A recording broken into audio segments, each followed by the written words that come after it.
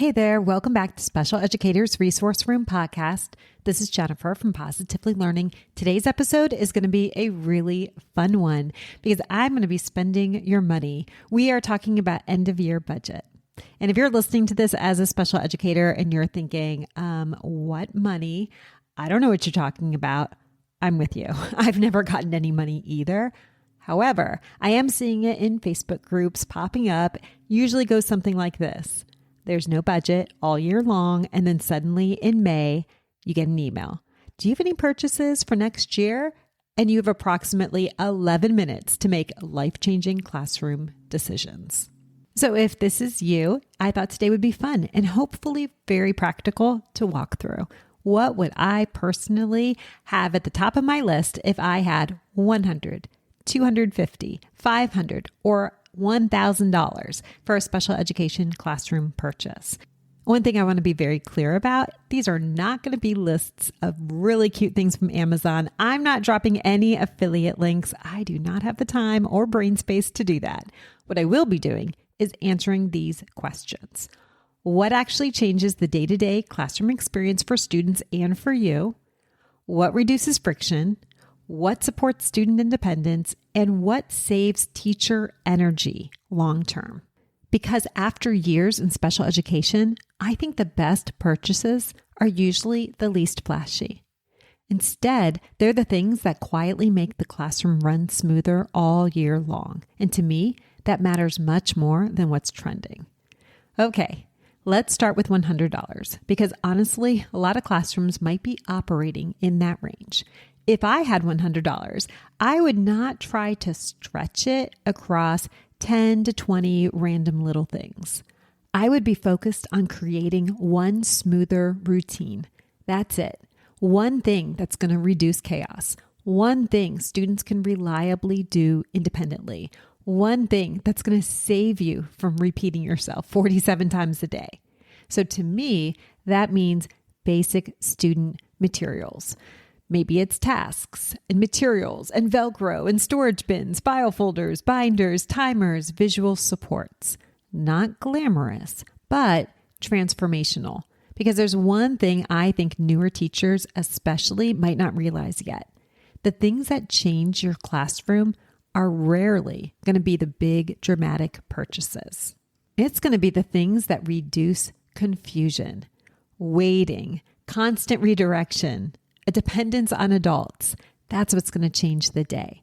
One really solid independent routine to me is worth way more than 10 random activities that students might still need help to complete. So with $100, I suggest building the foundation, not the aesthetic. Now, if you had $250, this is where I would suggest starting to think about the systems, not those individual pieces. This is probably my favorite category because this is where you can really start building momentum. So now I'm thinking about things like headphones, more visual schedules, basic adaptive materials, reinforcements, organization, independent workstations, differentiated levels, additional task boxes. Because now we're moving beyond can students do one thing independently into can the classroom sustain independence? Huge difference. I think this is where a lot of us get stuck because we actually already have good materials, but the organization around those materials feel exhausting. If every day is feeling harder than it needs to be, I would start investing in storage. And I know storage is not exciting podcast content, but honestly, the classrooms that always felt calmest to me were usually not the classrooms with the fanciest materials. They were the classrooms where people could find things. Students knew where things belonged. Adults knew routines, and systems existed beyond one person holding everything together mentally. That is huge because when systems only live inside our brains, everything can fall apart. The second we get overwhelmed, or if we tried to take a day off, or we get interrupted. And just think about how many times we get interrupted. So with $250, I suggest building systems that hold.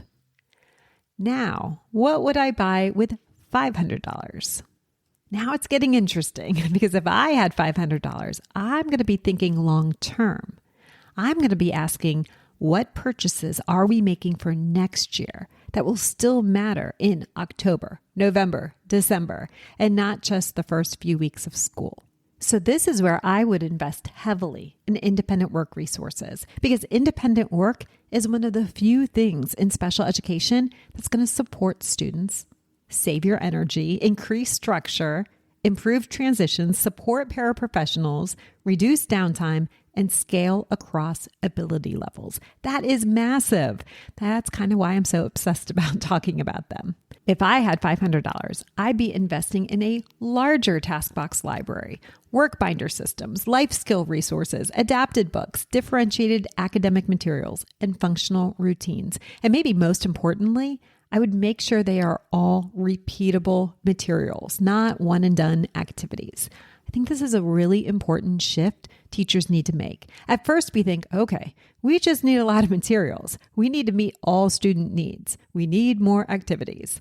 But then eventually, we start to realize, no, it's not actually more activities. We need reusable systems. And that is different because reusable systems reduce decision fatigue. And we know decision fatigue is so real because you're making decisions constantly. Behavior accommodations, schedules, communication, data, transitions, crisis prevention. If there are materials out there that can reduce some of that mental load, bring it on. This is so exciting, spending your money. Okay, if I had $1,000, now I'm talking about sustainability. So it would be a lot less thinking about stuff. Because $1,000 could purchase a lot of stuff, but I would be thinking more about reducing overwhelm. So yes, materials, but also training, organization systems, maybe a membership or resource libraries, something that's going to reduce planning time all year long. Because at this point, I think one of the most valuable things in education is reducing the amount of rebuilding teachers have to do. That's what burns people out. Not teaching. It's the rebuilding, the recreating, the restarting. If I could use some of that money to recreate smoother routines, accessible materials, reusable systems, easier planning, clearer organization, I absolutely would, because that investment will pay off every single day. So what was not on my shopping list? I would not make it a priority to make any classroom look perfect. I just wouldn't. And listen, I love a welcoming classroom. I like things organized. I like things clean. I love visuals. But I think what we see a lot out there in social media world has really blurred the line between beautiful and functional. The healthiest classrooms I've ever seen were not necessarily the prettiest. They were the classrooms where students could function. Students could transition, students knew routines, adults worked together, and things didn't completely collapse every time something unexpected happened. Now, if you've gotten this far listening and you're completely disagreeing with me, that's totally fine. Maybe you have that $1,000 budget and you have things in your shopping cart that you are so excited about. That is great, and you deserve it. We're all coming at this from different backgrounds and different angles. My biggest advice, if you are getting end-of-year budget money right now, is to purchase things that will reduce friction. Purchase things that support independence. Purchase things that future you will thank you in October and November, not just things that feel exciting today. I find that the best classroom purchases are usually the ones that quietly make the entire school year run smoother. Think of it like buying relief. I also want to say something else. If you're listening to this thinking, I don't even know what you're talking about. What is this magical budget other people are getting? Completely understand, because that was my experience as well. A lot of special educators are building systems with very limited resources. That's actually one reason I originally created the Taskbox Club and the Independent Work Club.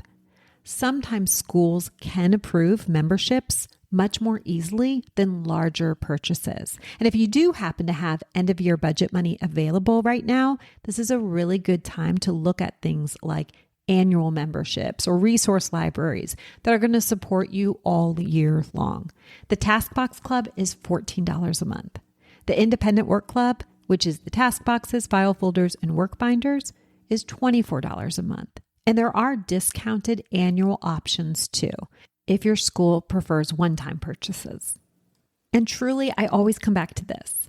The goal is not owning the most materials. It's having systems and resources that actually make your classroom feel lighter and more sustainable. I'll put links to everything in the show notes if you do want to take a look. There's also something super exciting that we just added this week. If you click on the link and you scroll all the way down to the FAQs, I've added a Google Doc that you can edit, you can email it, print it off, give it to your principal, IEP chair, whoever's making purchase decisions. It has all the information about purchasing the membership for you. We work with schools every week on purchase orders. Thank you so much for being here. I'll catch you next time in the Special Educators Resource Room. Thanks so much for tuning in, and I'm dying to ask, what'd you think? Be sure to hit the follow or subscribe buttons so that you never miss an episode. You can find the show notes and links for everything mentioned in this episode at positivelylearningblog.com. See you next week for more special education solutions.